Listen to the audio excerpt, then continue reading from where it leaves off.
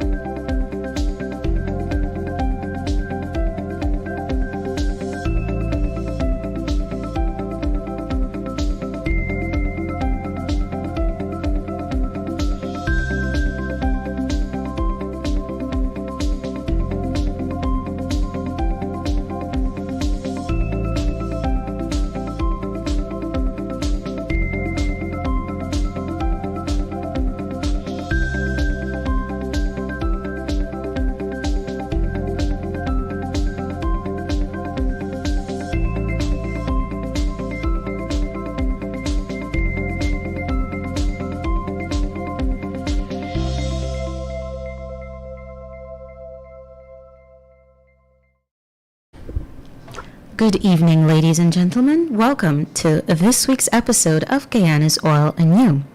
I'm your hostess, senior journalist at Kaieteur News, Kiana Wilberg, and tonight we will examine the extent to which an oil industry can infringe upon the rights of citizens to a healthy and clean environment. To discuss this very important topic with us tonight are two very informed experts on this matter. First up is Ms. Malini Allen, a Jamaican human rights lawyer and founder of Freedom Imaginaries.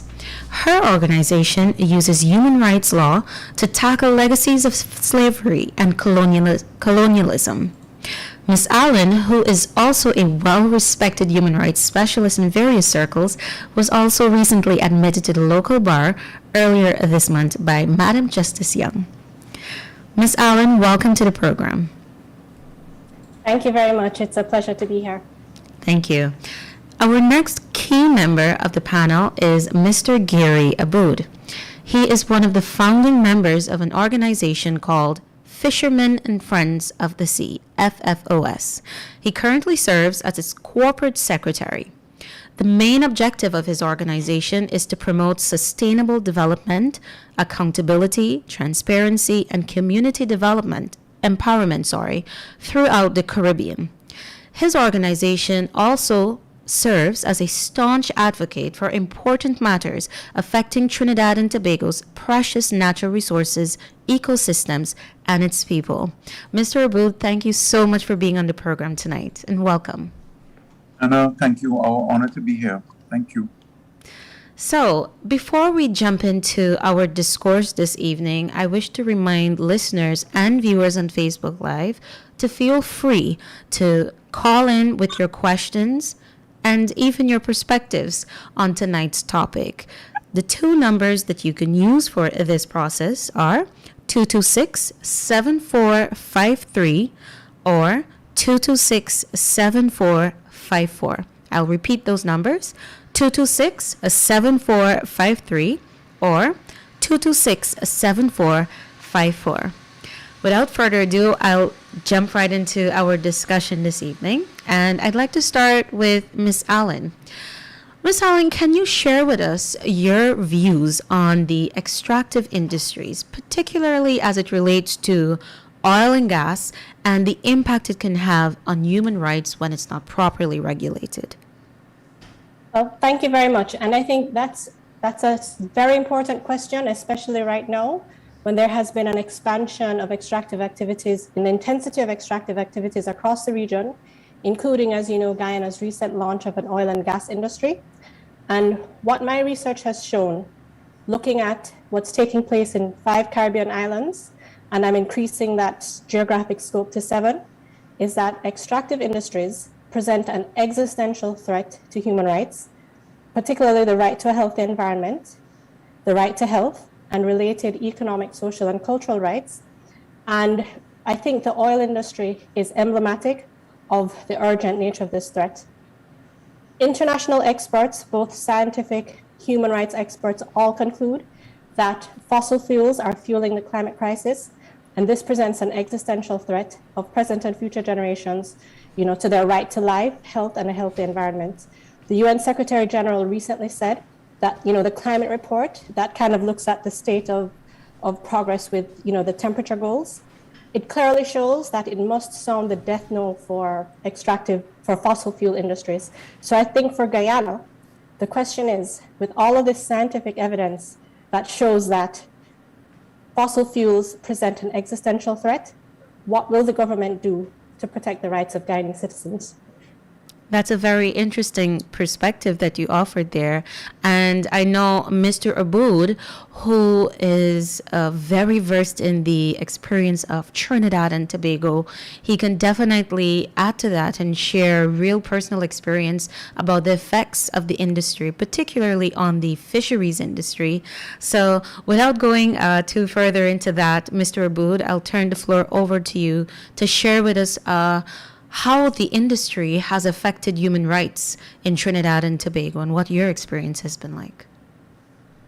One positive experience, really positive, is that somebody sent me last week Thursday's and last week Tuesday's program that you had broadcast.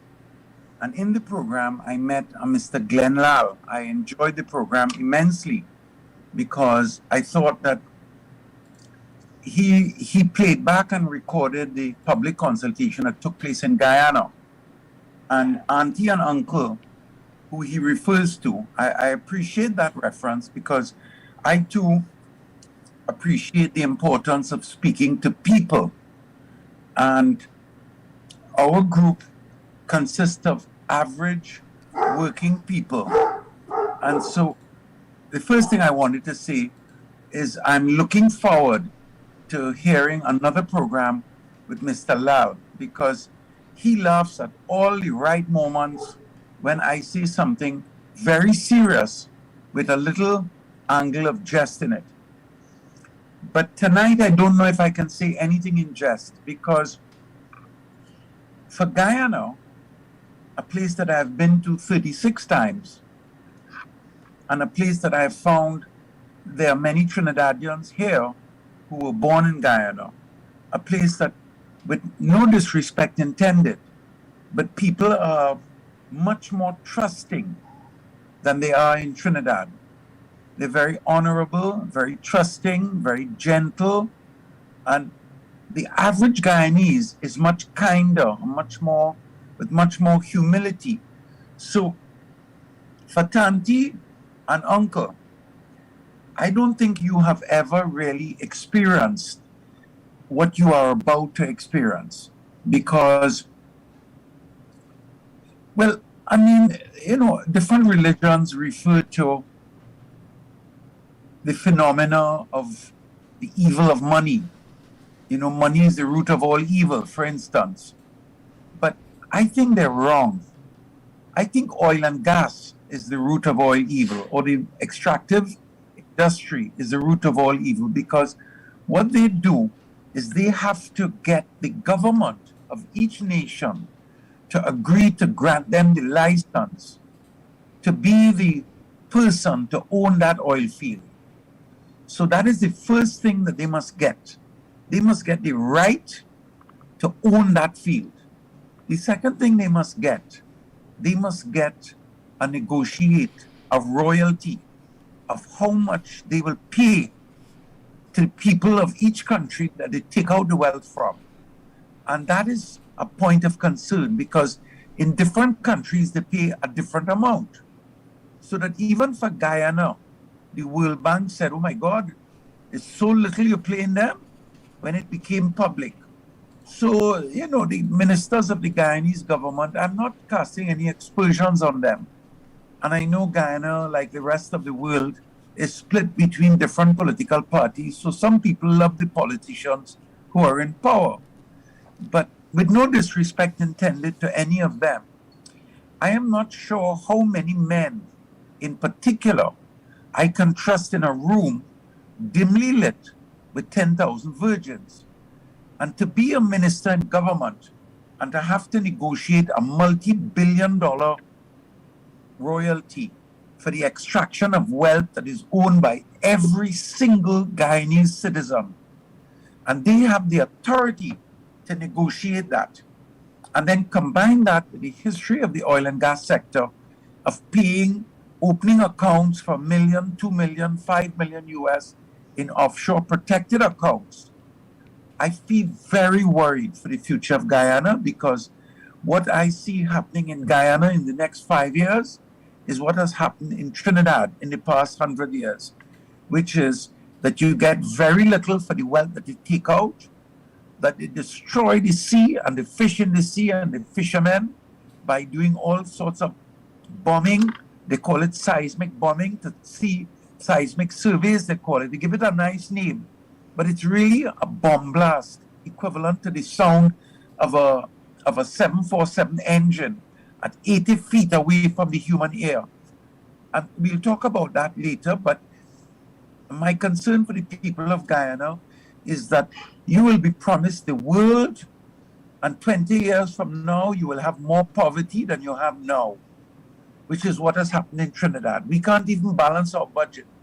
And BP boasted when they, in Trinidad in 2003, they put it on their website that in the 25 countries that they were extracting from, Trinidad singly accounted for 27% of their profit, because they get it for nothing. And the politicians, all they are interested in is the future of their service, so they could have the glory of a big office and big car and big budget and travel, and the people on the ground are left with nothing. So in Trinidad today, 27% of our population don't even have running water. A country that has extracted oil and gas for 108 years. Don't think that we are no rich country. Plenty people suffering here, and more suffering now than 25 years ago. So it gets worse. So my concern is that the people of Guyana are innocent, gentle, kind, and they're being taken advantage of. I have a lot more to say, but I don't want to crowd your program. Thank you very much for that perspective there, Mr. Allen. Before I head into my next question, I'd love to hear what Ms. Allen would like to say in response to those comments from you with regard to the effect of oil and gas on the Trinidadian environment, and the fact that perhaps Guyana has no clue as yet what actually lies in its future. I have to thank Mr. Aboud for his work in raising awareness of these impacts, because Trinidad is a cautionary tale. And so there are a couple main points that we should emphasize. One, if Guyana follows the trajectory of Trinidad, which there's no reason why it shouldn't, you can expect frequent and recurring oil spills that will compromise the livelihoods and rights of vulnerable populations who rely on the marine environment for their subsistence. You can count on greenhouse emissions that will fuel the climate crisis. with detrimental effects, again, for the most vulnerable populations. And you can expect a shroud of secrecy in which these projects will be put forward, where the population has no meaningful access to information, no meaningful participation in decision making, no meaningful access to remedy to challenge these projects. And again, as Mr. Aboud said, they can count on not reaping the benefits. I guarantee you that the benefits of oil and gas accrue mostly to foreign shareholders who are depending on the lack of transparency in Guyana to reap as many benefits as possible and then exit and leave Guyana to deal with the repercussions. And I will tell you another thing. The oil and gas industry knows that their lifespan is very short because, as I said, there is scientific consensus that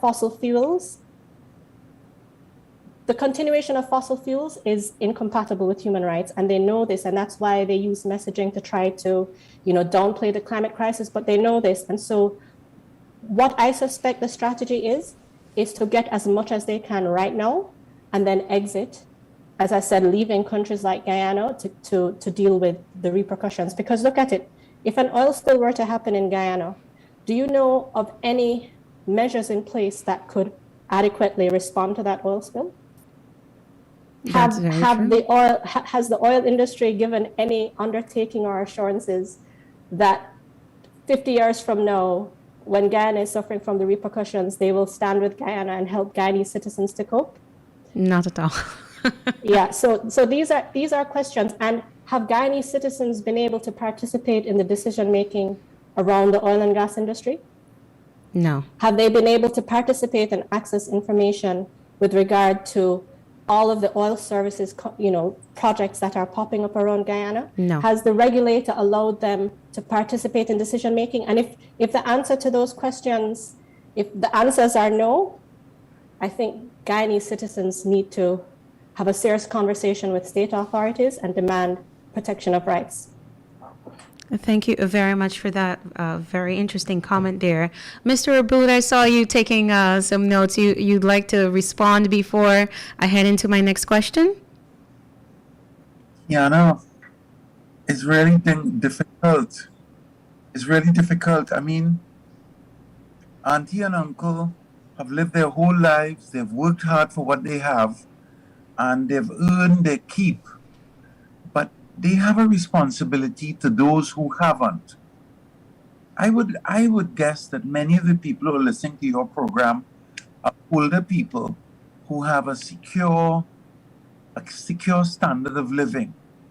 But the reason why Malini does this and why we do this is because we are concerned about those who are coming after us.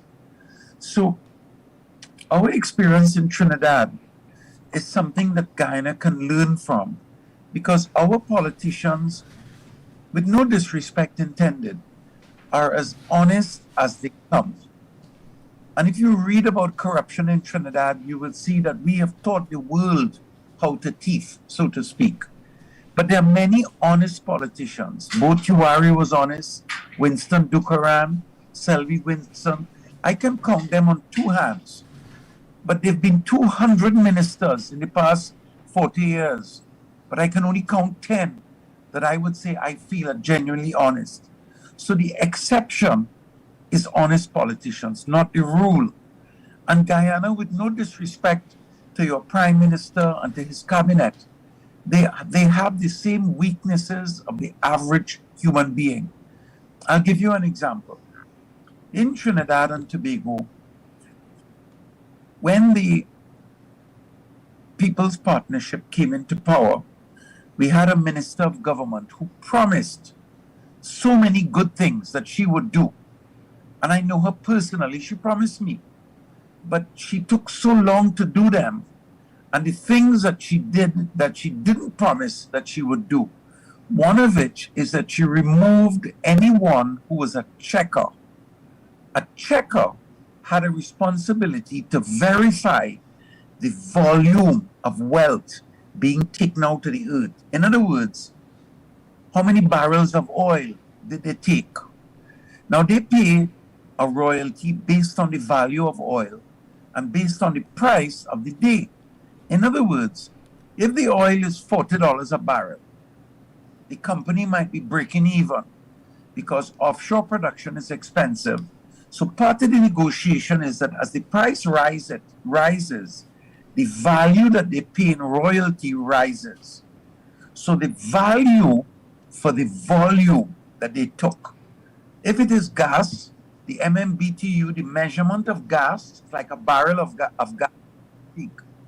it rises how much they pay if the international price of the gas is very high. So this good minister came into power and removed all the checkers. We don't need to check. And instead implemented what they called an honor system. So uncle and auntie have 10 mango trees.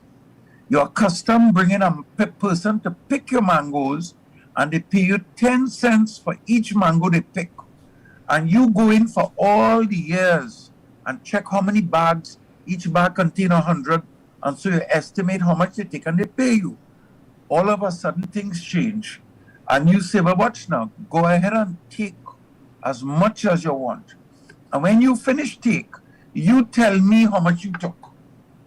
So the Auditor General, for 4 years consecutive before she was removed, complained that I have no way of verifying whether Trinidad and Tobago is getting the correct value for the volume because we don't know how much they took. So they moved that Auditor General.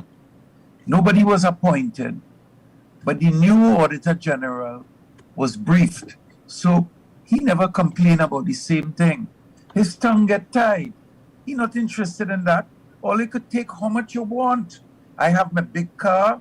I have my travel allowance. I have security in my home. My children have enough money for university. Everything I fixed. So the system failed. The point I'm making to you is that what is Guyana getting? They're going to poison your people like they're doing to our people with the amount of oil spills we have. We have an official report of 2 oil spills a week. All the chemicals that they dig out and they use, they dump it in the sea, into our seafood, into our fish. All the seismic surveys, they bomb out the ocean. We can't catch fish. Our hospitals are full of cancer victims. All that coming to Guyana. And to add insult to injury, nobody checking how much you took. You are a saint. You come from heaven. You are pundit and an imam and everything holy. We don't have to worry how much you take. Take as much as you want and tell us what you took. And then you decide how much to pay us. So much so that the past 2 prime ministers, when things get rough, they fly out and they go to England and they come back and boast at Trinidad and Tobago. I went to England and this oil company and that oil company agreed to give me 100 million US. They didn't agree to give nothing. They didn't agree to give nothing. That is ours that they stole with the consent of the parliamentarians, with the silence of the opposition, with the docility of the independent senators. They get away with murder. And what is left on the ground? 20 years from now, you'll have more crime than you dreamed of. You'll have more poverty than you dreamed of. So I'm not saying that we should stop the hydrocarbon sector. But if we're going into the extractive sector, at least be fair.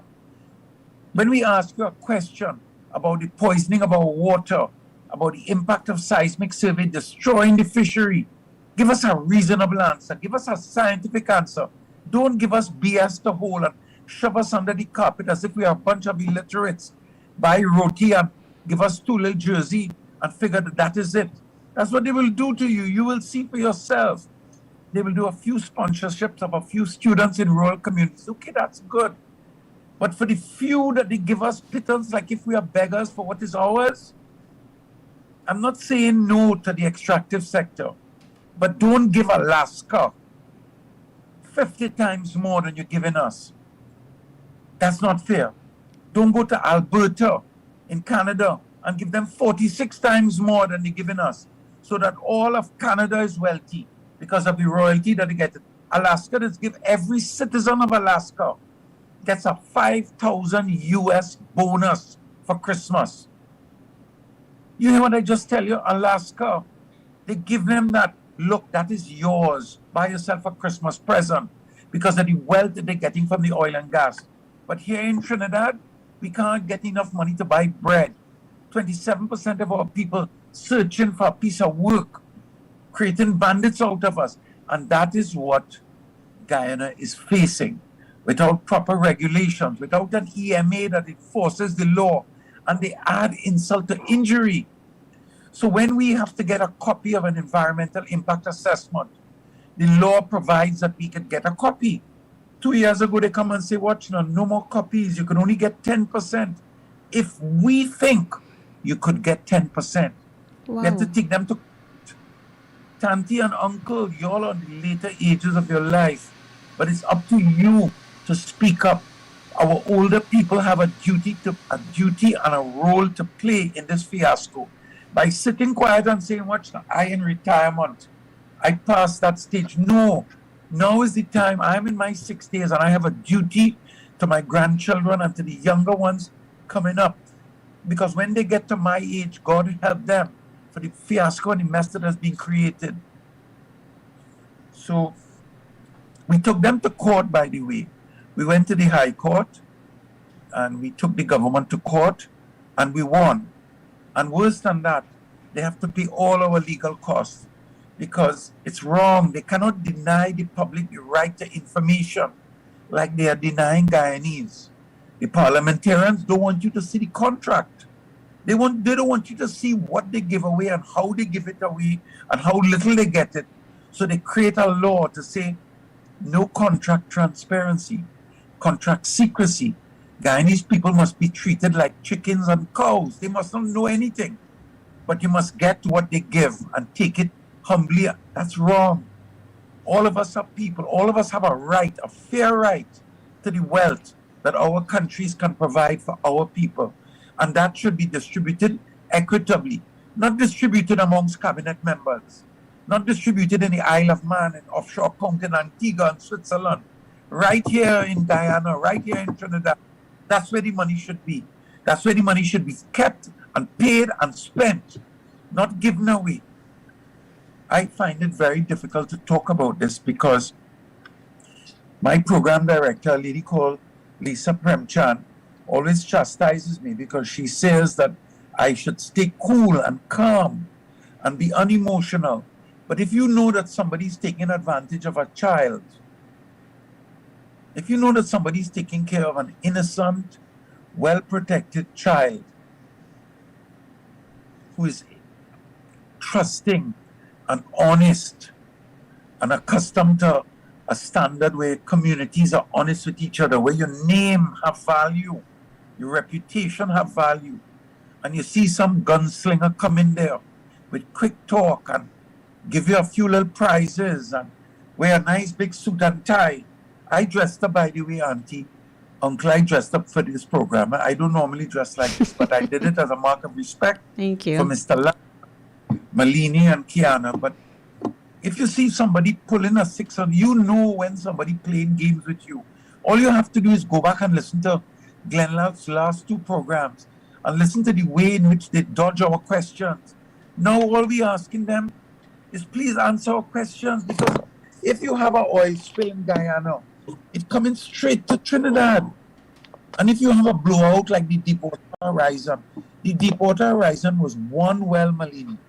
They put in 617. How much well they put in Guyana? Offshore deepwater wells, 600 wells. And the Deepwater Horizon was one that blew. And the whole Caribbean Sea was contaminated. Up until now, years later, the shrimp still have oil in it. Fish still have oil. All that spreading contamination. If Guyana put in 600 of those wells and 5 of them blow, what will happen to tourism in the Caribbean? So we're only asking for questions. What is going to happen to our fishery?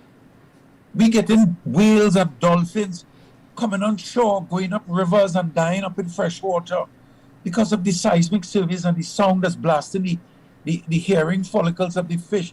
We talked about that before. And I don't know how.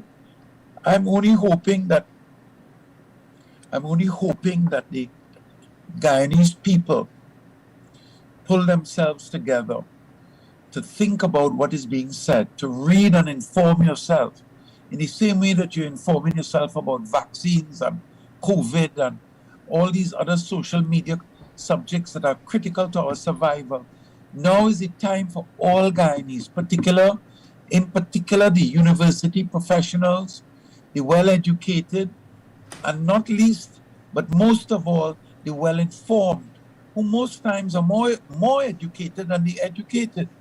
Don't think that your role is to be taken for granted, to understand what we are saying about the hydrocarbon sector, about the impact on human health, on the defrauding of local populations of a fair value, a comparative value as to what they are paying in Alaska, and why the secret, why the contract secrecy. What is it that they're hiding? What is it that your Prime Minister, as wonderful as he is, and your Minister of Energy, and your Minister of Education, Minister of Industry, what are they hiding that they want the contract to be secret, and why? Why are they not answering the critical environmental questions that we are asking about emergency response? What is the equipment that is available in Guyana if there's a disaster? Who will protect Guyanese? Who will protect the Caribbean? What is the insurance, and what value can insurance bring if you poison us? So you're going to give us more, you poison us and make us sick and tell us you're going to give us a few dingles of coins? There are serious questions. Mr. Aboud, I'm sorry to cut you because we just have about an hour, and I really love the depth of your perspectives being shared here. But I would love to get to a presentation that you recently made to the Inter-American Commission on Human Rights, and to continue our discussion following that. We have it lined up here, so I'll just go right ahead and play your presentation, and then we'll return to continue our discussion. The west coast of Trinidad is lined by oil and gas and chemical industries. The west coast of Trinidad receives untold volumes of toxic cocktails, mainly PAHs and heavy metals. It is one of the most biodiverse waters in the Caribbean, indirectly supporting over 50,000 families with 753 registered fishing vessels, representing 46% of all national fishing vessels, and providing 70% of our locally consumed seafood. The Gulf is literally the Caribbean nursery for migratory species. When it is poisoned, we are all poisoned. Fish can't live in that. This is a national park, the Chaguaramas National Park. Every week, every month, the big ships discard their waste oil, clean their bilges. This is what we get. If our fish eat this, they die. If we eat it, we die. Since the 1980s, scientists have stated that the Gulf is contaminated with hydrocarbons and heavy metals, yet very little is being done. The result is massive fish kills, irreparable damage to our marine food basket, public health risk, and fisherfolk livelihoods are destroyed. They cannot work in contaminated waters, and entire rural communities become impoverished. I've been fishing here for the last 40 years. Everything is covered with oil right about now. Yeah. We find one shrimp and all this fish. Cannot sell this. This is not good for people to eat. Despite being one of the oldest hydrocarbon producers in the world, only in 2013 was the National Oil Spill Contingency Plan created, and without any civil society consultation. It includes provisions for the Institute of Marine Affairs to maintain a fingerprinting database to identify responsible parties and for possible prosecution. However, after 8 years, such database has not even been started. The result, an average of 2 reported oil spills weekly, yet there have been no fines, no punishment, no penalties imposed on those responsible for literally hundreds of oil spills. Generally, these spills are a result of poor maintenance, sometimes intentional discard, simply because it is cheaper to dump than to contain or recycle. This that I'm seeing here, it's a complete sea. It's a porridge of crude oil. And this is very dangerous for our health, for all of our communities that eat fish, for our fishers. This environmental degradation, socioeconomic collapse, and increasing human health risks are pluming in a shroud of secrecy without transparency or inclusion. Our government's Auditor General has repeatedly stated in his annual report that there is no independent verification of production volumes submitted. We don't know the correct volume extracted, the royalty rates, and how this royalty rate compares to other countries. Contracts are secret and there is no negative deduction for damage to the natural capital inventory. It means that marine degradation, soil and water contamination, biodiversity loss, pollution from poorly disposed waste, food chain contamination, increasing greenhouse gas emissions, and the loss of our fishery is unaccounted for. There can be no environment if our people are compromised, if our women are impoverished, if our rural communities are abandoned. There is no future without our environment. Every drop of hydrocarbon has an everlasting impact on our ecosystem and our health, and our environmental laws are failing.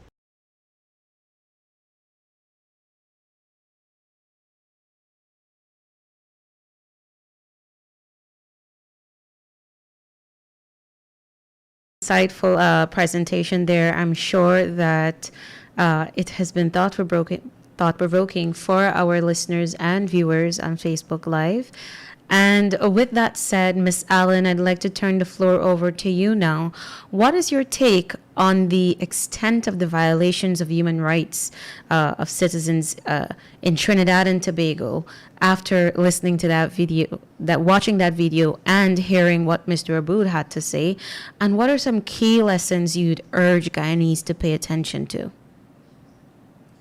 Well, I think the first takeaway is just, shock and alarm at the extent and breadth of human rights violations. We're talking about, the right of people to just live in an environment that can sustain their well-being and, present and future generations. But there's two buckets of violations here. On the first hand, the position of Freedom Imaginaries is that the fossil fuels industry is incompatible with human rights from the get-go. And so that's a distinction I should make. And in fact, we recently signed on to a declaration calling for a moratorium on fossil fuel projects that was signed by 32 civil society organizations across the Caribbean, as well as other international partners. And this is just part of the consensus I told you about, which is that fossil fuels are incompatible with human rights. So that's the first bucket. The second bucket that comes out of that presentation has to do with the procedural environmental rights that are implicated by the oil and gas industry. And these are principles of environmental democracy that were recently, which are reflected in the recently concluded ESCASO agreement for the Caribbean and Latin America, which recognizes the right to access information, to participate in public decision-making, and to access remedy. I think if what happens in Trinidad repeats itself in Guyana, and I believe there's every indication that it's happening, there is a total and systematic and widespread denial of environmental democracy in Guyana that is so overwhelming and alarming as to, it even shocked, the presentation we gave to the commission, for example, that was one of the things that was just completely shocking. It's the systematic denial of principles of environmental democracy. And so the question now is what to do. Guyana has an oil and gas industry. It has been launched. The question right now is what can Guyanese citizens do? The first thing is to participate and to use the access to information tool as a way to hold government and entities and businesses accountable. And remember that it is actually in the interest of businesses in the oil and gas industry to cooperate and respect rights. They have an obligation under the guiding principles that govern business activities.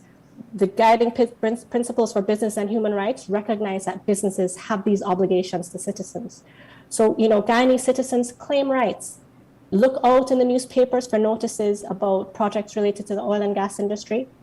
Demand that the environmental regulator carry out its mandate under the Environmental Protection Act.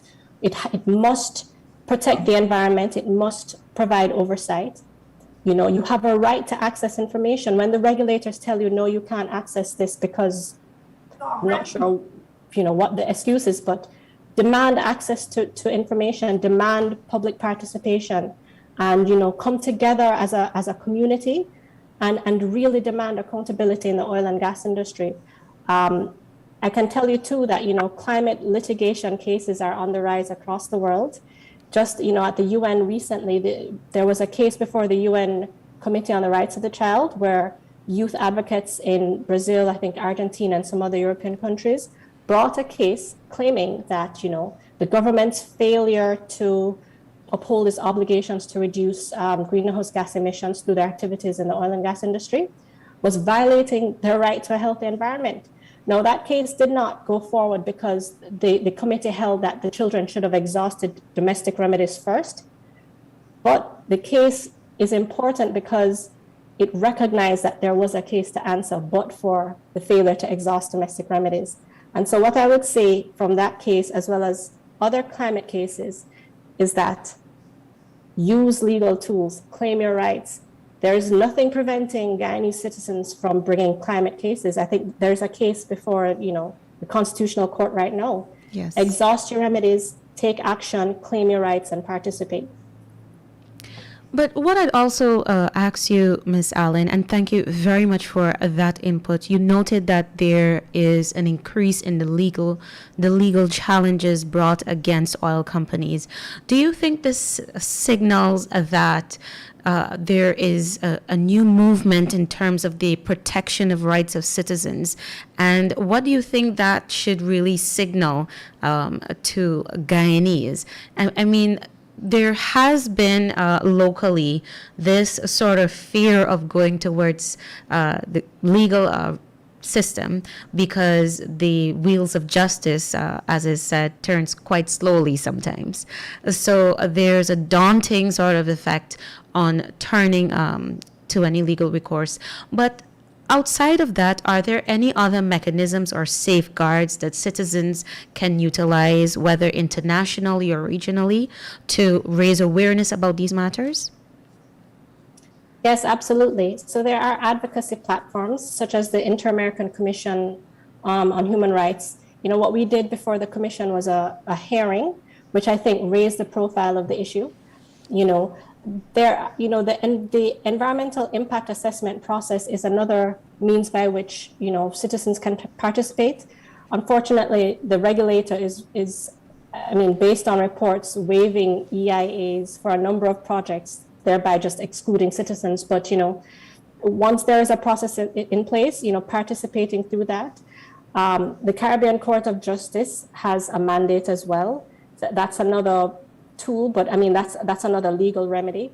There are other advocacy platforms that you can participate in to kind of raise awareness. For example, at the UN level, the Special Rapporteur on the right to a healthy environment is in the region now collecting information, focusing on St. Vincent, but interested in looking at the regional issue. So write to these special rapporteurs, engage with the UN, engage with the Inter-American Commission on Human Rights, engage with other Caribbean islands, and really build a movement.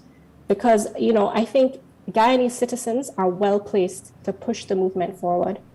They have an important perspective, and my hope for Guyanese citizens is that, you know, you will be the heroes. You know, you will stand on in international and regional platforms and tell the world what your perspective is and participate and send a message to, you know, extractive industries, the oil and gas industry in particular, that we are a movement.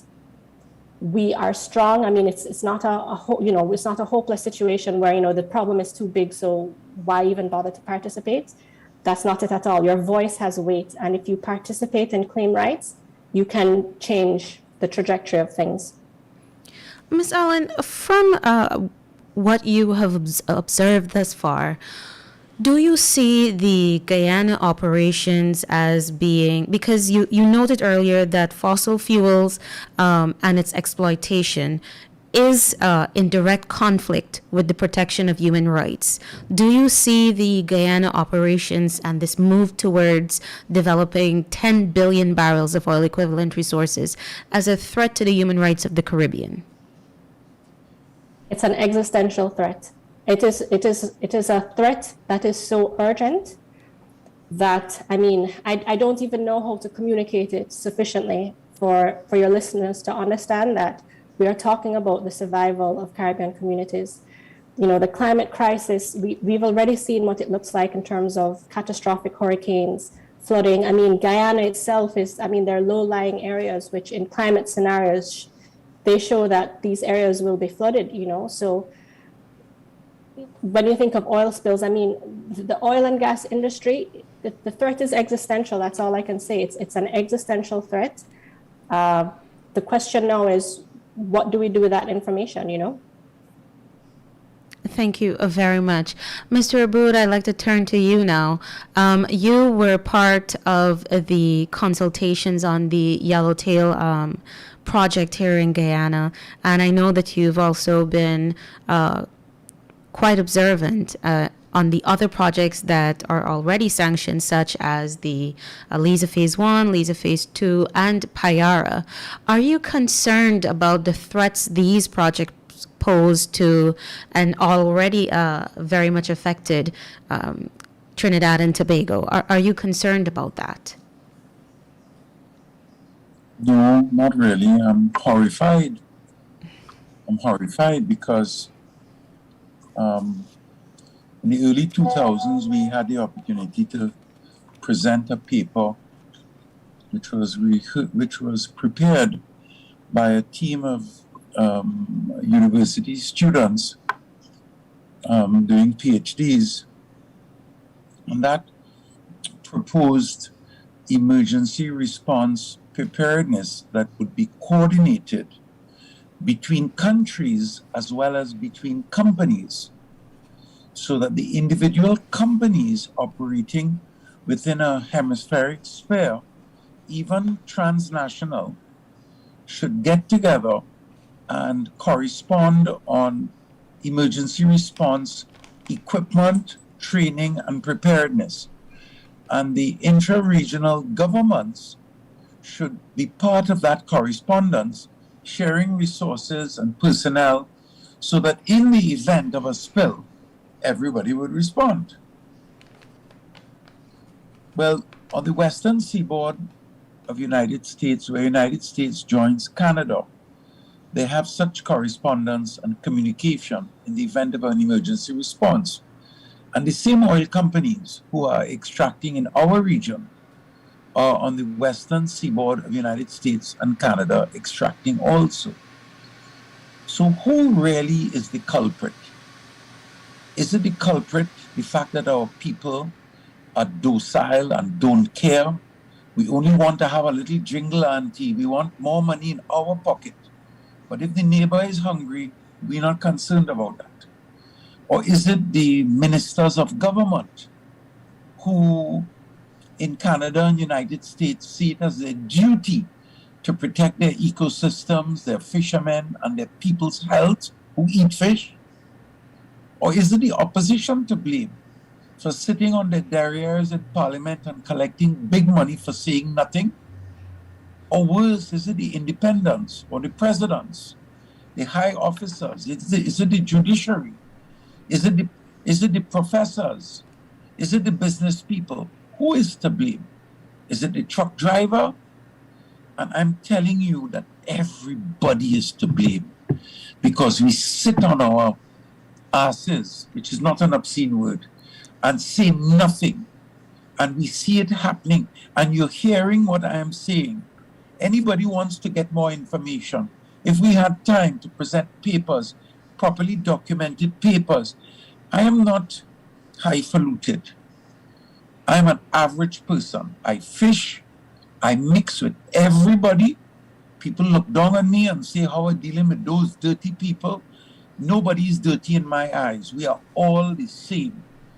And I sit on a group of 223 senior people, all highly accomplished, We have 9 ex-ministers of government, 14 permanent secretaries, 36 professors, most of whom are still writing and teaching, all in their 60s and 70s, nobody less than 50. All kinds of business people, accountants, a string of lawyers, all kinds of people, coaches, principals, about 15 school principals of high schools. This group is selected because these people are people that we believe would make a contribution to national development. And you know the problem I have with our group? Nobody says nothing. 12 of us are speaking out every day, making recommendations, attempting to form committees, addressing problems, lack of training, bad national investments, mismanagement, corruption, crime, no procurement laws to control government expenditure. And 214 of us sit on our asses and say nothing. And that is why, because all of our rich, successful, wealthy in mind, in thought, in opportunity, in influence, we say nothing. But we want to blame somebody else. It is our fault. And so when we have corrupt governments, and I'm not suggesting to you that Guyanese government is corrupt, but they have an international reputation that isn't very good. It isn't good at all. So when they think that they could do what they want, and auntie and uncle say nothing. Christmas time, every minister have to go to auntie and uncle house. And auntie and uncle sit down quiet and bow to them like they're some royalty. They're not royalty. They're just like us. And if you speak out and speak clearly and inform yourself and speak to each other and arm yourself with ideas, all together we can make a change. Because you see the bunch of 226 of us, when we were young, we didn't have wrought iron on our windows.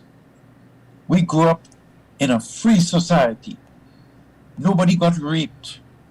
Murder was unheard of.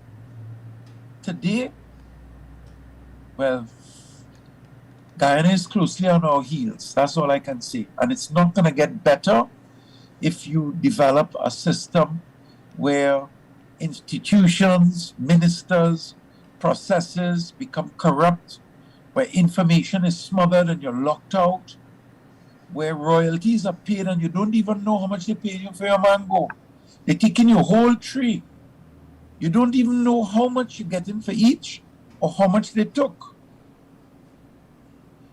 So I think it's up to you, auntie and uncle, you first and foremost, to talk to your children and your grandchildren, to inform them about the seriousness of what we're saying, about the importance of thinking about this, thinking about your rivers, thinking about your Amerindian people, thinking about your ghettos, thinking about the opportunities for your children and grandchildren. We in Trinidad, we suffer from a brain drain. What a curse on our planet, on our people, that we who had more wealth than we could dream of, we never got none of it.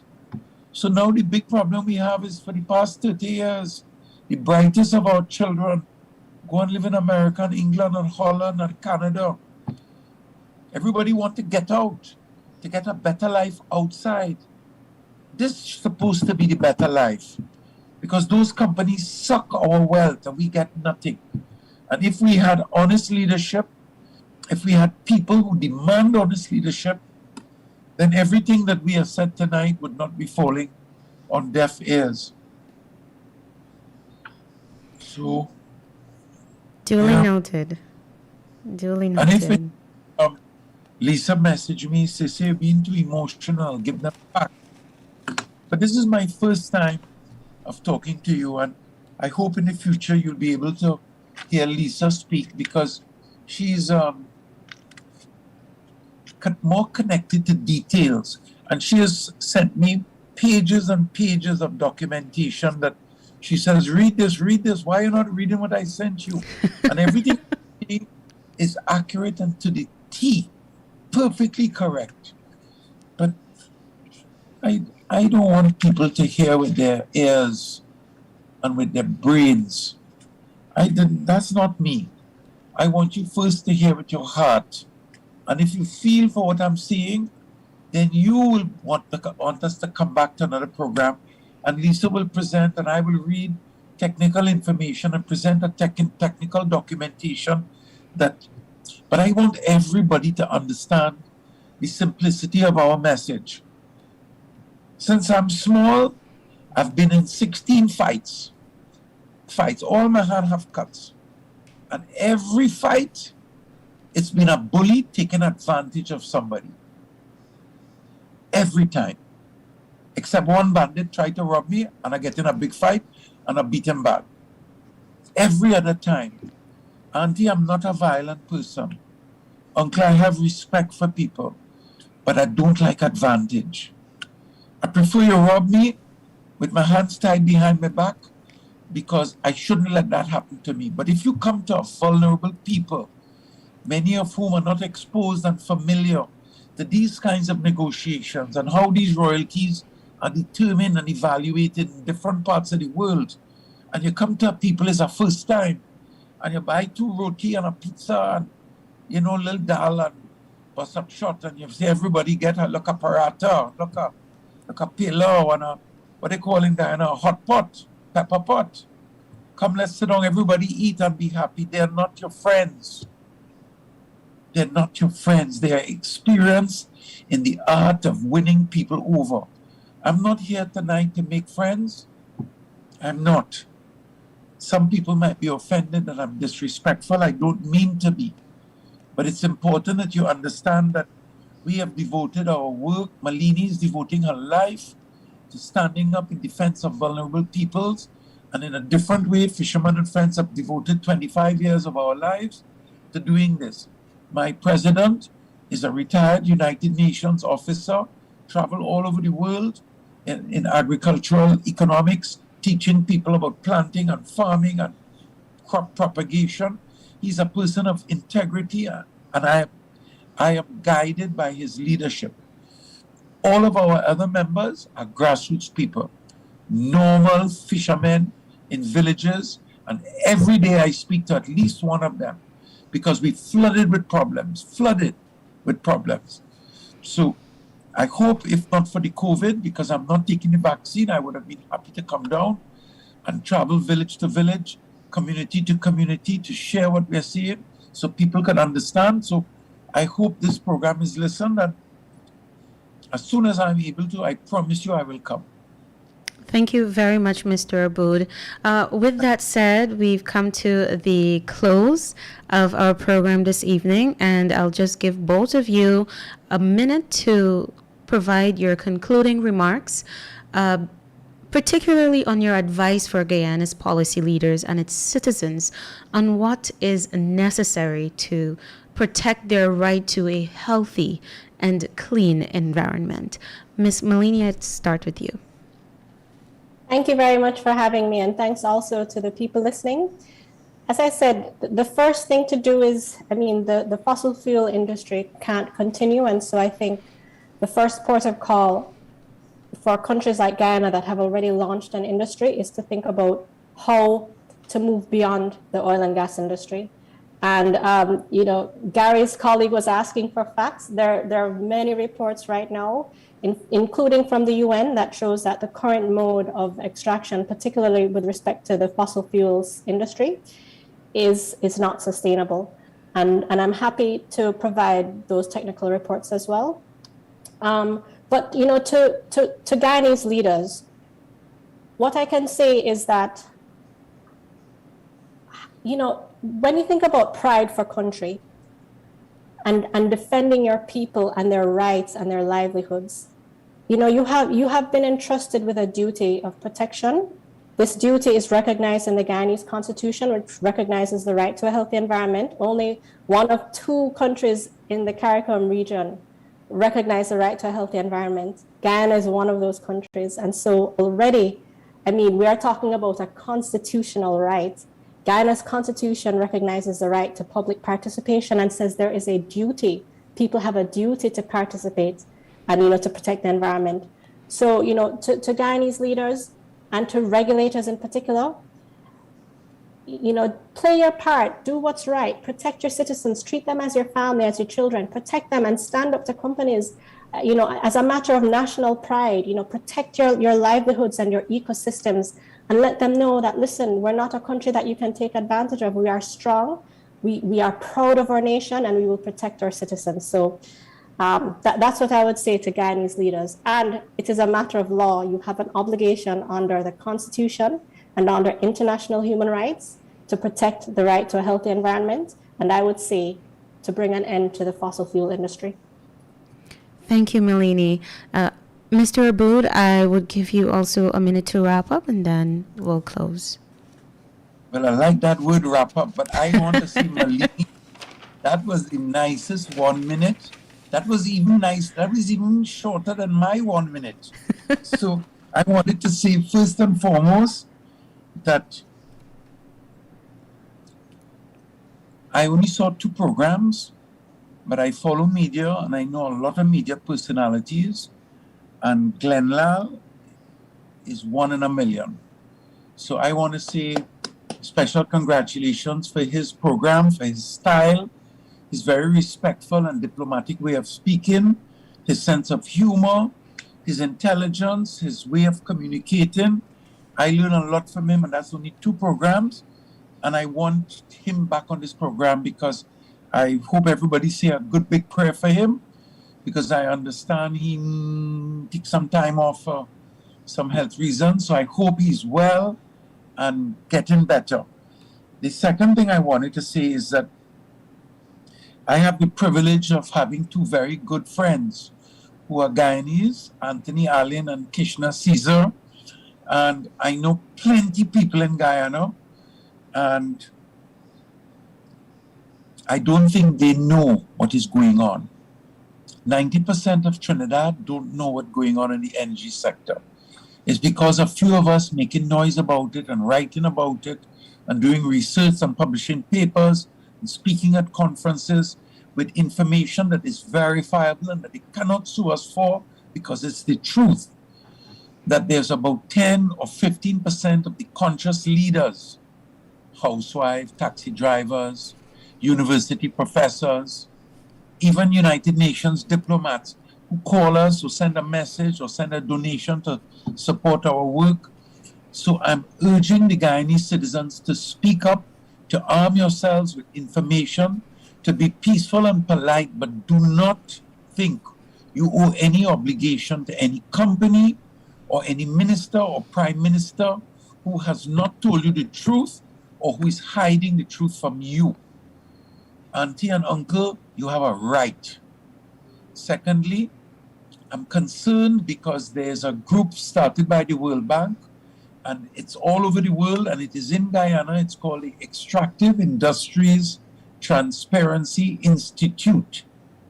And that contains 1/3 oil company, extractive sector personnel, 1/3 government appointed government representatives from different walks of government ministries, and 1/3, and it's supposed to be chaired by civil society.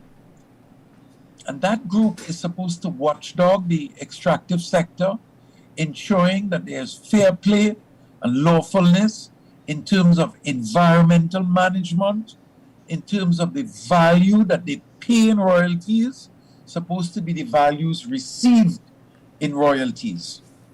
But it does not go far enough to demand and to ascertain the comparative value of how much Guyana is being paid compared to how much Alaska is being paid. And so we have been on the EITI for the past 8 years, and we continue on an uphill battle, oftentimes when we feel that our ideas and information are not properly aired. And we are supported by the civil society groups who sit with us. But who are the civil society groups who's representing the people of Guyana? Does anybody on this program know? And if not, why not? What is the secret? Are they representing your native people, your poorer communities, your concerned, intelligent, intellectual sector of this society? So in closing, I only have 6 more words. I thank you for this blessing. Everybody laugh at me because when I say I have 6 more words, I really have 600 more. But because he's here tonight, I don't want to overdo or overstep our welcome. And I thank you. I say a prayer for Glenn Lal tonight that we see him back on the program next week and in good health with his beautiful smile. And we look forward to seeing you as well, Kiano. Thank you, Malini, for coming on with us. And thank you for having us with you. And a blessed night to all your listening members and to your population, beautiful people of Guyana. Mr. Abu, thank you so much for your closing perspective. And to Malini, thank you very much as well. This has certainly been an insightful discussion. I'm sure that our listeners and our viewers have learned quite a lot about the importance of protecting human rights and what avenues they can utilize in order to do so. So with that being said, thank you so much again for your participation. To our listeners and our viewers, we thank you as well for being part of this discussion, and we do hope to have you here next week with us, same time, same place, for more discussions on Guyana's oil and you. Good evening, everyone. The west coast of Trinidad is lined by oil and gas and chemical industry.